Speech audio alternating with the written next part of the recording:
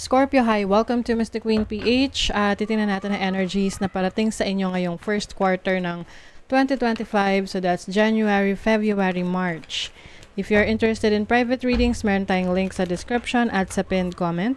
Pakicheck nyo nilang information kung paano mag-book for a private reading. And please subscribe to our channel to show your support. Like, share this video.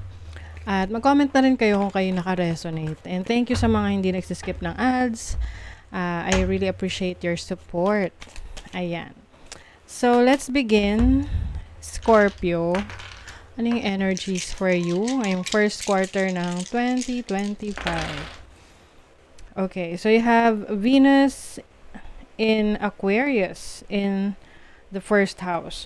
So, this is focusing on yourself, no? Ngayong first quarter ng 2025. Venus is the planet of money. This is about love.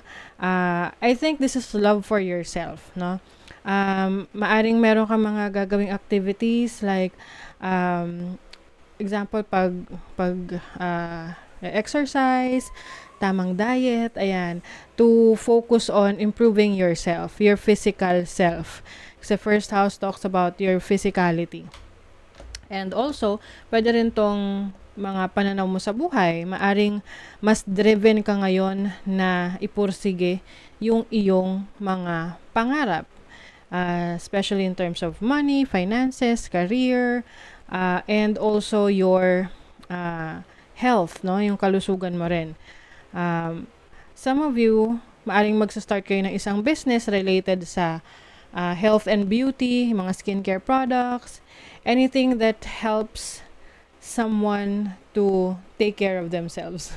Okay? Mga pampa-beauty, pampaganda, pampaputi. Yeah, anything that is in the health and wellness industry. So, pwede rin yung mga mga vitamins, ganyan, supplements. And then you also have Isa. So, meron ditong some sort of obstacle na kailangan mong kaharapin. Of course, you have this focus on yourself, but syempre, may mga pagkakataon na hindi lahat ng plano mo ay nagiging aligned sa situation mo. So, yun yung challenge mo ngayon na gawa ng paraan. You also have Manas. Manas is about self, about your intelligence. I think you are exploring pa yung mga kakayanan mo, yung mga kaalaman mo. Kasi itong Aquarius energy is someone na very curious, marami siyang gustong malaman, i-explore sa buhay niya. You may also be into technology, no? Maaring ang career path na gusto mong tahakin or tinatahak mo ay related sa internet, technology, manufacturing, pwede rin ganon. You also have Ansus. This is about your spirituality. So some of you are going to have a very strong spiritual connection. Kung ano man yung pina-follow mo na religion, whether you have a very strict following ng religion or yung iba kasi spiritual eh. So, wala talaga silang pina-follow, but they believe in God. But I feel like this is about your wisdom, yung insights mo, yung mga natutunan mo sa yung mga past experiences ay ina-apply mo na ngayon sa iyong sarili to prepare yourself for the future. So, yung overall energy mo is, diba? The Empress. The Empress, ang ruler niyan is Venus. So, yeah, you are going to focus on taking care of yourself. May mga, pwede ikaw mismo yung mag-i-improve ng kalusugan mo. Maraming ways, no, para improve natin yung kalusugan natin. And it's not just yung physical health, pwedeng mental, emotional health. Ayan. Very productive ka rin ngayong first quarter ng 2025. If you have a business, so maaring ito ang bibigyan mo ng focus. Kung trabaho mo naman Yun din yung focus mo.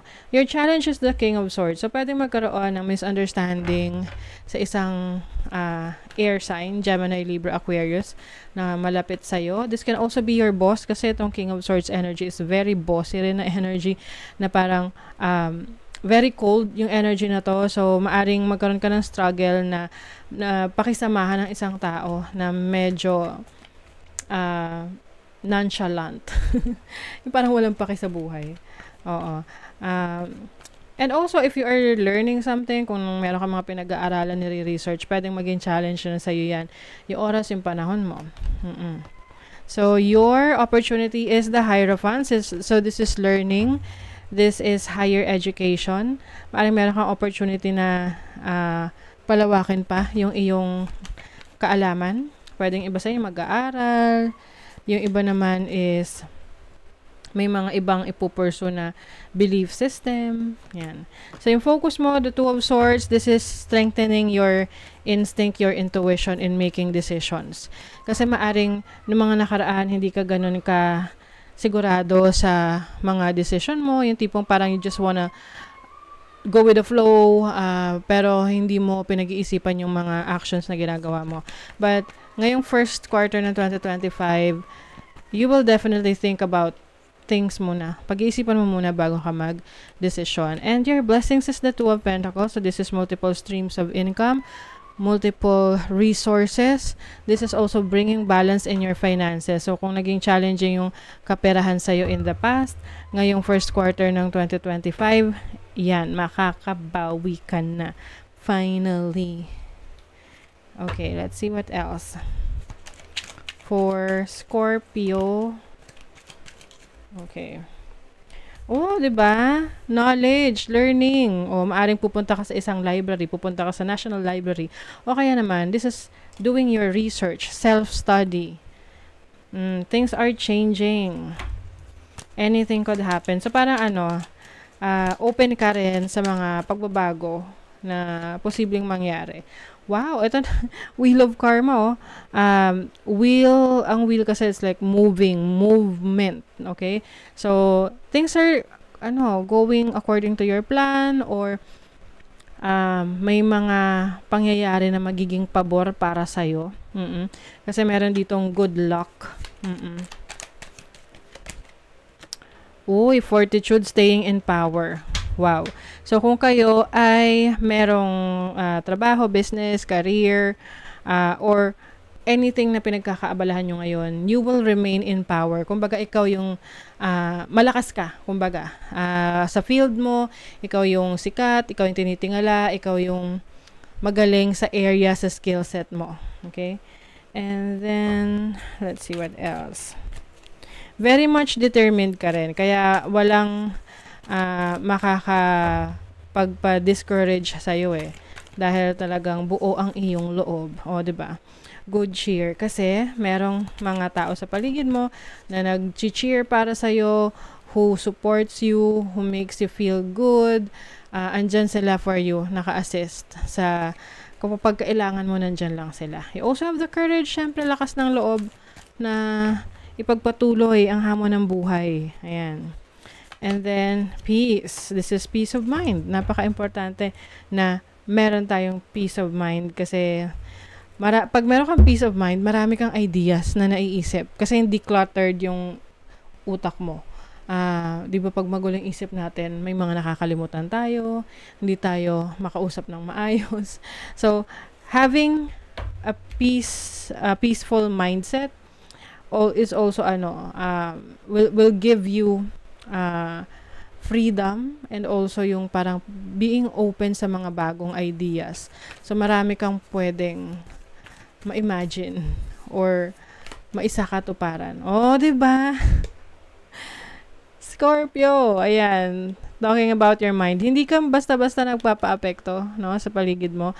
Importante sa'yo yung kapayapaan ng isip mo. You are the master of your inner world and you decide how the outer world affects you. See? Cultivate a calm inner state. So that makes sense, no, with the peace here. So very calm, kalmado ka lang. Oo.